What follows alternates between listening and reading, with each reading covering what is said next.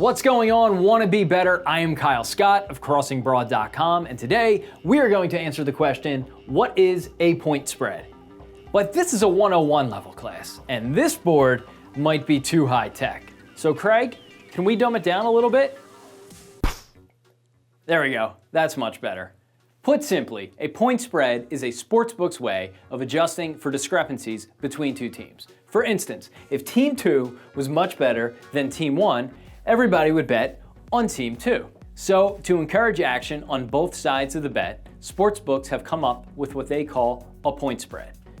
In this case, in a football game, they deem Team 2 to be 7 points better than Team 1, expressed here as, what do you know? They're little footballs. This would commonly be written as plus and minus. So if Team 2 is the favorite, they would receive a -7 on the line, and Team 1 would be a +7. The plus team is always the underdog, whereas the minus team, though it may seem counterintuitive, is always the favorite.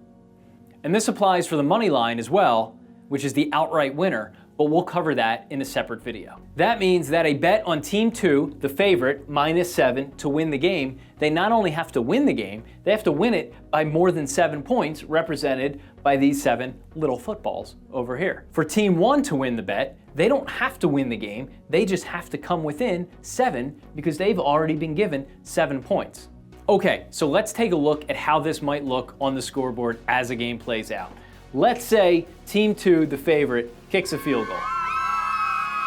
The score on the scoreboard is 3-0, but in terms of the spread, Team 2 is technically still behind. So let's give them 3 little footballs. As you can see, they have 3 points, but Team 1 still has their 7 footballs. So Team 2 is still not gonna cover this bet. So let's fast forward the time a little bit to 11 minutes. Now, Team 1's gonna get on the actual scoreboard. They too will kick a field goal. So our score is 3-3, and they get 3 more footballs.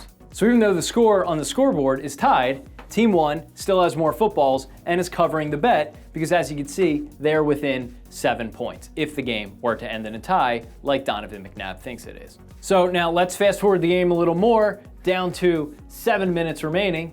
Team 2 is going to score a touchdown. So now they have 10 points. So we'll give them 7 more little footballs. So now you can see Team 2 has 10 little footballs and 10 points on the scoreboard. Team 3 only has 3 points on the scoreboard, but because they were given 7 in the beginning, were effectively a push or a wash, or no one would win this particular bet if the game ended 10-3, because the difference would be exactly 7. This is why a lot of times you'll see lines expressed as 7.5 or 8.5 because you can't score a half a point and it guarantees that one side will win the bet. You'll commonly hear half points referred to as the hook. Now, we could go a little bit deeper on this, but generally speaking, sportsbooks like to get equal action on both sides of the bet. They don't want to push, they want one side to win and the other side to lose. Now, of course, they will have to pay out the winning side, and that is why sportsbooks like to get equal action, generally speaking, on both sides of the bet.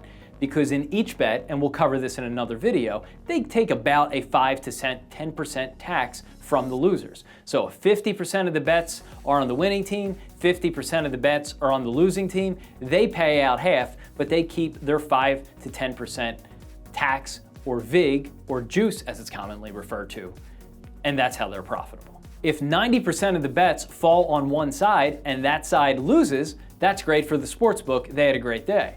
But if that side wins, that's a lot of money they have to pay out. And this is why sportsbooks like to set the line in the middle to encourage equal betting on both sides. And when you hear about line movement, that just means that the line has moved in one direction or another to encourage betting on a certain team. So in this example, if the line moved from 6 to 7, that would mean a lot of people were betting on Team 2, and the sportsbook wanted to move the line just a little bit in this direction to encourage some equal action on this side of the coin. Ultimately, in the long run, that is how they are profitable. This is why betting on a point spread is so difficult, because sportsbooks set the line to encourage equal action on both sides, and even the best bettors in the world win 56, maybe to 58% of the time. it is effectively a coin flip because the line has been hammered into place by betting action on both sides. Now, there are a lot of things you'll hear like late line movement and the sharp money commonly discussed when it comes to how a line might move, and we'll cover those in a different video. We're going to stick to the basics here. So if we progress our game now down to 2 minutes remaining, Team 2 is up 10-3 on the scoreboard, but the bets are going to push. However, they got a field goal in them.